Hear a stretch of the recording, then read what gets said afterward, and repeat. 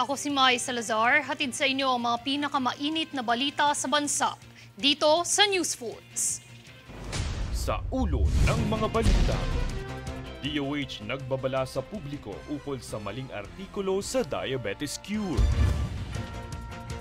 Paghahanda para sa unang BSKE PDL voting ikinakasa na. Subsidiya para sa mga maapektuhan ng price ceiling sa bigas tiniyak ng gobyerno. Tole nagpatupad ng dagdag na sahod sa mga manggagawa sa pribadong sektor. LTO kumpiyansa na matugunan ng backlog sa license plates sa darating na taon. Lead cast ng nag-aapoy na damdamin nagbahagi ng mga dapat abangang eksena. Patas at pantay na balita, komprehensibong ulat para sa pulso ng masa. Ito ang News Force. Para sa nagbabagang balita ngayong linggo, kamakailan lamang ay sinabi ng Department of Health o DOH na ang mga non-communicable disease tulad ng diabetes ay may iwasan sa pamamagitan ng malusog na pamumuhay at hindi ng ilang produkto na ibinibenta online. Ito ay matapos kumalat ang isang artikulo online na ginagamit ang pangalan ni DOH Secretary Teodoro Herbosa at ng University of the Philippines Philippine General Hospital. Isinaad sa artikulo ang tungkol sa pakikipagtulungan ng DOH sa UPPGH upang matulungan ang mga Pilipinong may diabetes na mahanap ang tamang paraan upang ma-stabilize umano ang kanilang blood sugar sa bahay. Nilinaw ng DOH na walang pahayag na ginawa ang kagawaran at mga opisyal nito. Pinaalalahanan din ng DOH ang publiko na kumuha ng impormasyon mula lamang sa mga lehitimong source at plataporma ng mga ahensya ng gobyerno.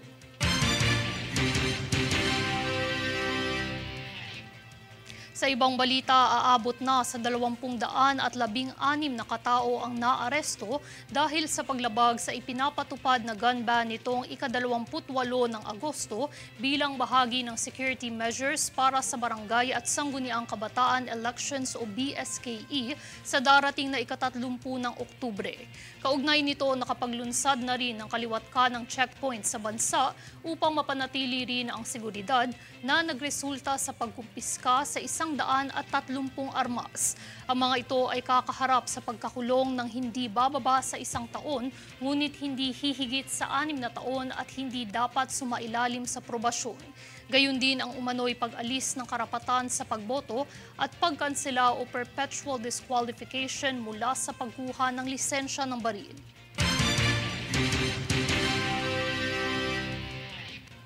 Sa kaugnay na balita, pinaghahandaan na ng Commission on Elections ang unang Barangay at Sangguniang Kabataan Elections o BSKE voting ng mga persons deprived of liberty o PDLs sa New Bilibid Prison.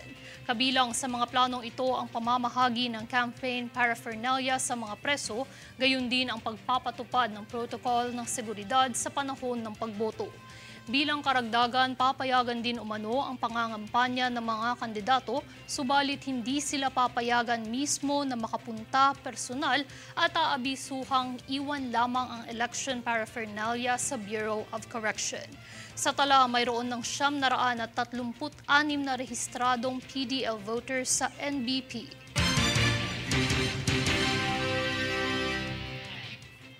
Sa ibang balita naman, inanunsyo ng Department of Trade and Industry o DTI na inihahanda na ng gobyerno ang subsidiya para sa small rice traders and retailers habang epektibo ang price ceiling sa bansa upang sila ay masuportahan at makasabay sa merkado hanggang maging stable na ulit ang presyo ng bigas.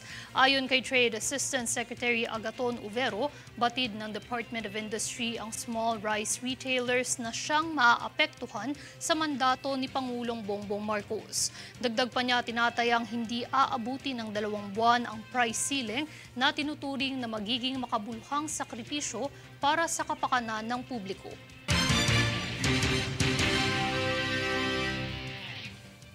Sa ibang produkto naman, idinadaing ng mga magsasaka ng sibuyas kay kasalukuyang DA Secretary at Pangulong Bongbong Marcos na ipahinto sa Bureau of Plant Industry ang pag-angkat ng sibuyas sa merkado. Umaaray ang mga magsasaka dahil sa pagbaba ng presyo ng mga lokal na sibuyas sa cold storage facilities na nasa 70 piso kada kilo kumpara sa dating 130 piso.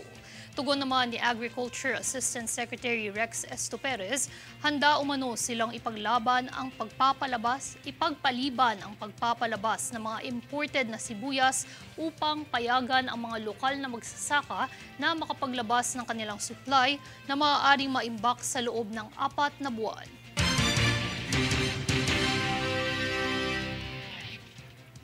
Matapos madeklarang state of calamity ang iba't ibang bahagi ng lugar sa bansa, agad namang nagpatupad ng price freeze ang Department of Energy upang maalalayan ang mga lubos na apektado. Narito si Jade Buhoy para sa buong balita.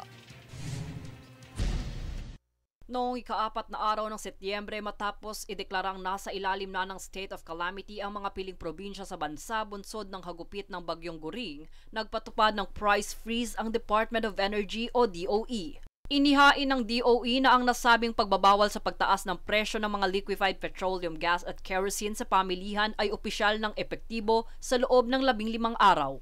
Ang mga apektadong lugar ng price freeze ay ang Sibalom Antique, San Enrique Negros Occidental, Pototan Iloilo at Leganes Iloilo. Muling nagpaalala ang DOE na ang mga pinatupad na presyo ay katulad lang sa presyo nito bago ang state of calamity. Ang anumang rollback ng presyo ay nararapat na sumunod sa ipinatupad na kautusan, ngunit ang pagtaas nito ay pinagbabawal sa loob ng 15 araw na palugit nito. Jade Buhoy, nag-uulat para sa One Media Network.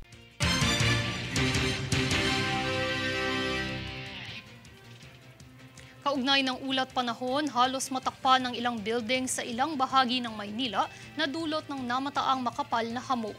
Kinabahala ng publiko na maaaring dulot ito ng polusyon sa Metro Manila, ngunit sinabi ng Pag-asa na ito ay itinuturing na thermal inversion, isang meteorological phenomenon na nangyayari kapag mas mainit ang temperatura sa atmosphere kumpara sa surface o sa lupa, na nagreresulta sa low visibility.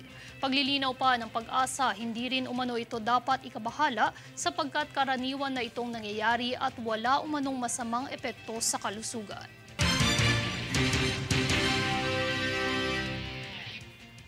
Susunod sa News Votes.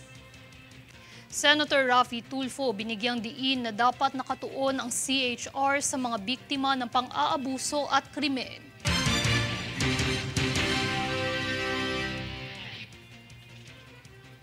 Multa para sa mga PUV drivers na hindi nagbibigay ng student discounts patuloy.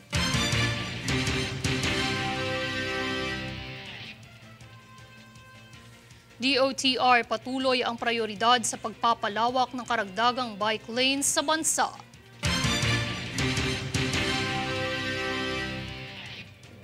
Manatiling nakatutok para sa higit pang mga balita sa pagbabalik ng News Force.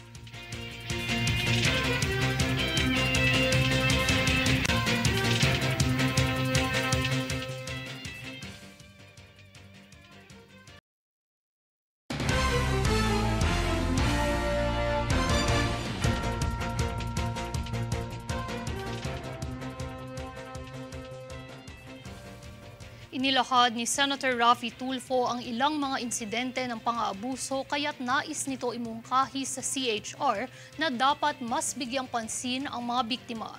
Tunghaya ng buong ulat mula kay Daniza Lopez. Inilahad ni Senator Raffy Tulfo ang kanyang pahayag na mas makabubuti sa mga mamamayan kung ang Commission on Human Rights o CHR ay nakatuon sa mga biktima ng pang-aabuso at krimen. Inihayag ito ni Tulfo matapos mapansin ng senador ang pagdami ng kaso kung saan mas binibigyan ng pansin ang mga may sala kaysa sa mga biktima.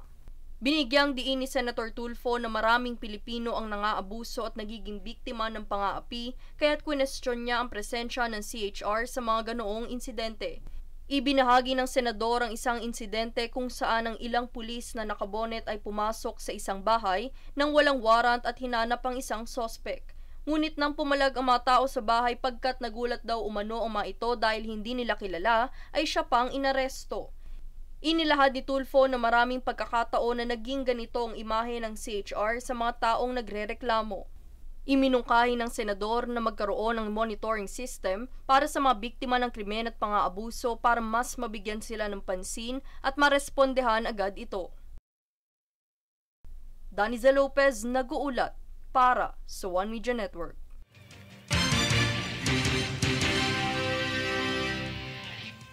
Samantala, upang mapaigting ang mga inisyatibo sa pagpapaunlad ng ekonomiya, lumagda ang mga pribadong sektor ng Pilipinas kasama ang 8 bansa na miyembro ng Association of Southeast Asian Nations Business Advocacy Council o ASEAN-BAC ng Memorandum of Understanding o MOU na tungkol sa kooperasyon sa pagpapayabong ng agrikultura pati na rin ang maliliit na negosyo.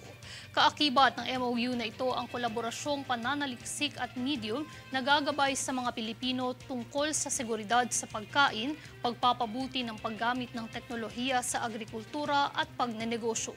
Inirepresenta ang Pilipinas sa naturang pagpupulong ni ASEAN-BAC Chairman Jose Maria Concepcion III na founder ng Go Negosyo.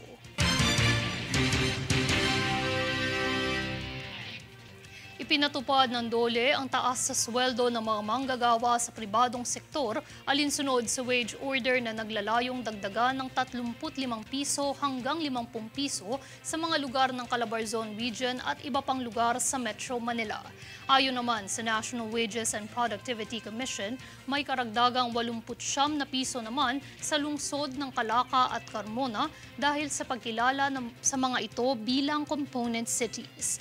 Ang nasabing dagdag sweldo ay inaasahang makatulong sa pagresolba ng issue sa wage distortion upang mas mapainam ang kalidad ng buhay ng mga minimum wage workers.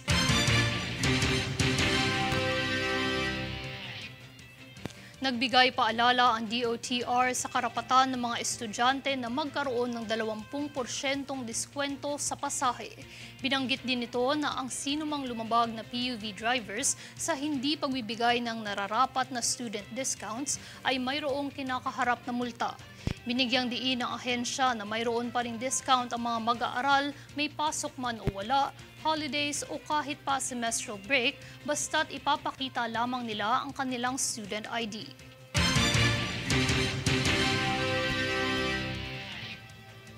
Patuloy ang plano sa pagpapalawak ng karagdagang bike lanes sa bansa.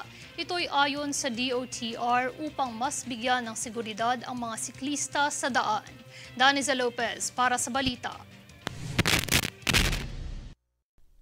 Ang Department of Transportation o DOTR ay nananatiling dedikado sa planong dagdagan ang mga bike lanes sa bansa. Nagpaplano ito na ipagpatuloy ang pagtatayo ng mas maraming bike lane bilang bahagi ng kanilang Active Transport Project. Ayon kay Undersecretary Anneli Lontoc, ang pondo ngayong taon ay nakalaan para sa ilang mga layunin.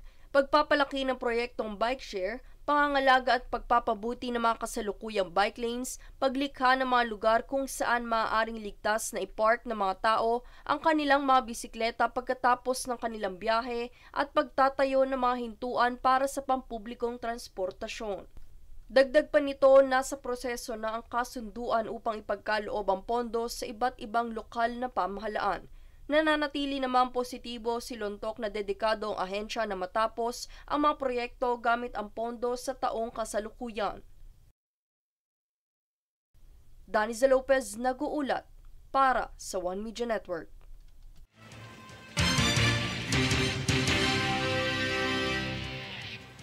Siniguro ng LTO na masosolusyonan ang backlog sa license plates sa susunod na taon matapos ang pag-order ng 15 milyong metal plates na gagamitin sa produksyon ng mga plaka ng sasakyan.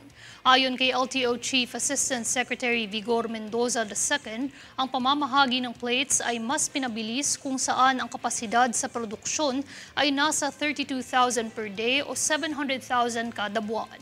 Humingi naman ng pangunawa sa publiko si Mendoza pagkat tiniyak niyang matutugunan ang mga ito sa darating na taon.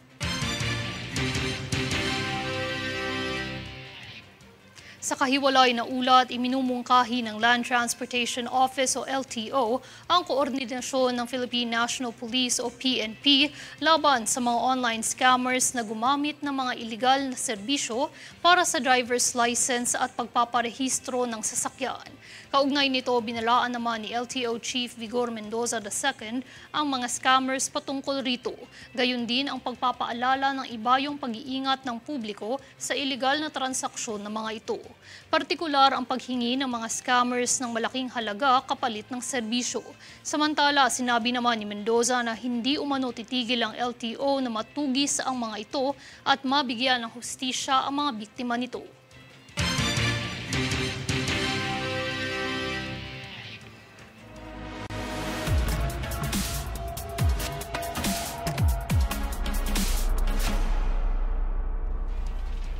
Sa patuloy na pag-init at pagsiklab ng mga susunod na kaganapan sa nag-aapoy na damdamin, nagbahagi ng mga snippets ang lead cast nito sa mga dapat pang abangan ng kanilang viewers. Ang detalye sa chika ni Princess Castro.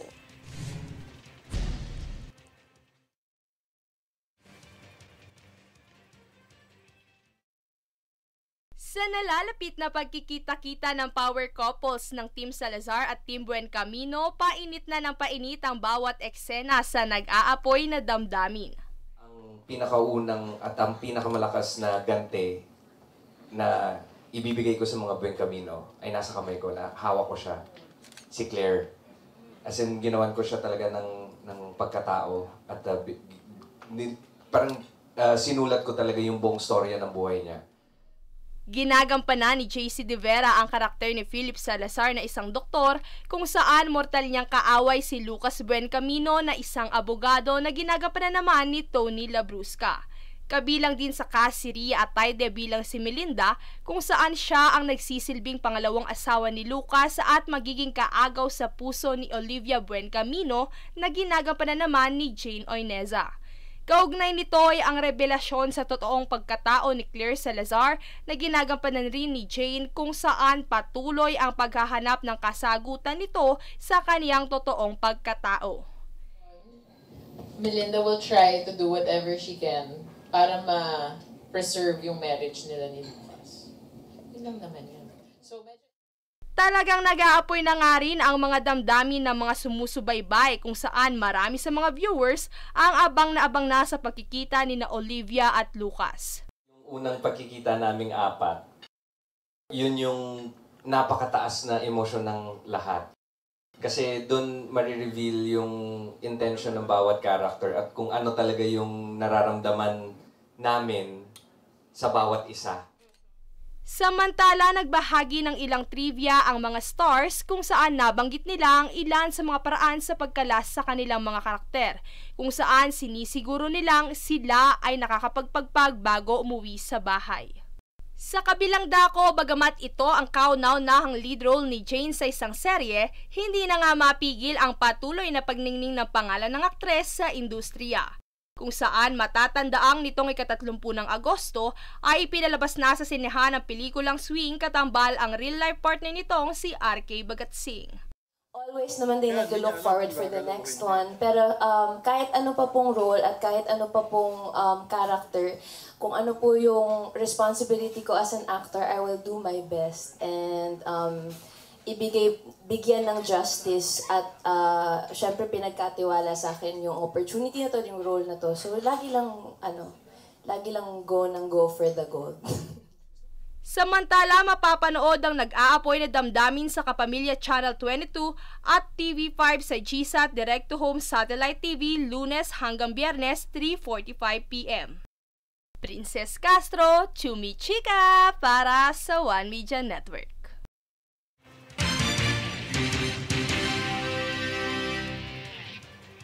At narito ang recap ng mga nagbabagang balita ngayong linggo. Sa ulo ng mga balita, DOH nagbabala sa publiko ukol sa maling artikulo sa diabetes cure. Paghahanda para sa unang BSKE PDL voting ikinakasa na. Subsidiya para sa mga maapektuhan ng price ceiling sa bigas tiniyak ng gobyerno. Tole nagpatupad ng dagdag na sahod sa mga manggagawa sa pribadong sektor. LTO kumpiyansa na matugunan ng backlog sa license plates sa darating na taon. Lead cast ng nag-aapoy na damdamin nagbahagi ng mga dapat abangang eksena. patas at pantay na balita, komprehensibong ulat para sa pulso ng masa. Ito ang News Force. At yan ang pinakamainit na mga balita ngayong linggo. Manatiling nakatutok sa aming mga ulat at updates sa aming Facebook page, facebook.com/OneMediaNetwork. Ako si Mai Salazar at ito ang News Force.